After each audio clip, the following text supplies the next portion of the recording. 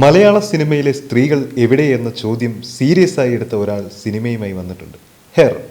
ആദ്യമേ പറയാം, ചിലർ പുച്ഛിക്കും, ചിലർ കൊള്ളില്ല എന്ന് പറയും, ചിലർ തരം താഴ്ത്തും. പക്ഷെ അതൊന്നും നമ്മൾ മൈൻഡ് ചെയ്യരുത്. നമ്മുടെ ലക്ഷ്യം സ്ത്രീ ശാക്തീകരണമായിരിക്കണം. കണ്ടന്റ്, കഥ, പ്രേക്ഷകൻ അവരോട് പോകാൻ പറ.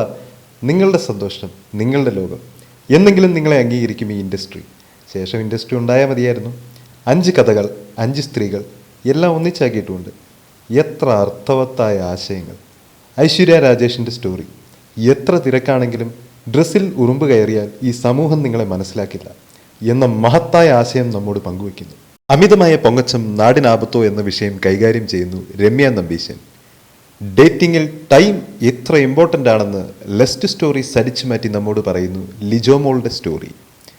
ഫോട്ടോഷൂട്ടിൽ സാറ്റിസ്ഫൈഡ് അല്ല എന്ന ഒറ്റ ഡയലോഗിൽ തന്നെ കാര്യം മനസ്സിലായ മുത്തശ്ശി, അമ്മ, അച്ഛൻ, അനിയത്തി എല്ലാം നല്ല ഉൾക്കാഴ്ചയുള്ള ആളുകൾ.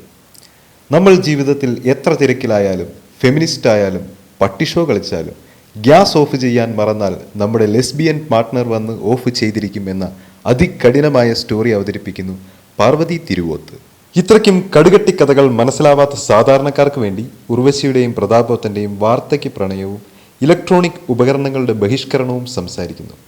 ഉള്ളതി കൊള്ളാവുന്ന ഇതായിരുന്നു എങ്കിലും എന്നിലെ ഗുൽമോഹർ പ്രേക്ഷകനെ തൃപ്തിപ്പെടുത്തുന്ന പാവാട താങ്ങിയായ ഒന്നും കണ്ടില്ല ഇതിൽ. അതുകൊണ്ട് മറ്റുള്ള സ്റ്റോറീസ് എല്ലാം ചേച്ചിമാരെല്ലാം തീയാവട്ടെ.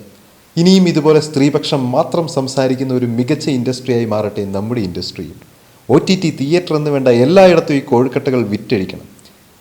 ഇതിലും മഹത്തായ ആശയങ്ങൾ ഈ തൂലികകളിൽ ഇനിയും പിറക്കട്ടെ.